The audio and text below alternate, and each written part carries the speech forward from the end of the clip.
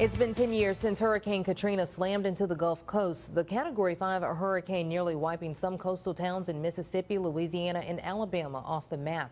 Hundreds of volunteers from right here in the east traveled south to help with the recovery. First Alert meteorologist Pierce Legion is here with their story.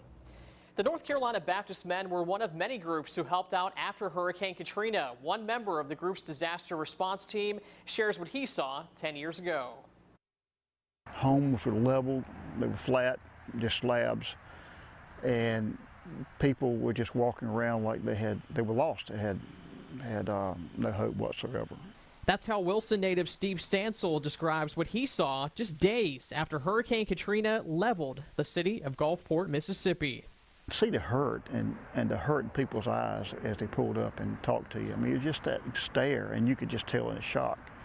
In shock and in desperate need of help, Stansel and his team were first on the scene, even before any federal agencies.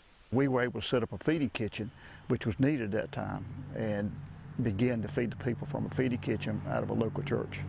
He remembers the pain in the eyes of the men, women, and children who survived the storm's wrath. They were crying. Their babies had no water. They had no bottles. They didn't have milk, no way to feed them. Even something as simple as a child with a stuffed animal. You don't think about that, but stuffed animals are gone. The residents of Gulfport have come a long way over the past decade, but their city may never be the same. They're still rebuilding and trying to rebuild. We have over 10,000 volunteers in North Carolina, and many of those responded. And a lot of those from Greenville and Wilson, Rocky Mountain area were down there. And they're getting constant cards from people. People who were given a glimmer of hope in their greatest hour of need.